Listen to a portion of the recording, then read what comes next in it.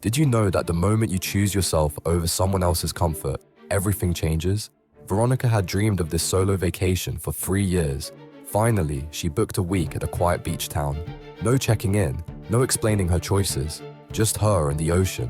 For 4 days, she felt free. She ate breakfast at 10 in the morning. She read books without interruption. She talked to strangers at coffee shops. Then he showed up.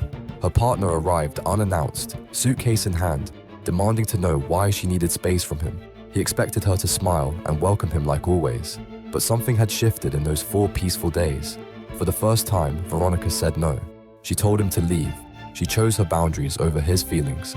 He was shocked. She was terrified, but she stood firm. That moment changed everything.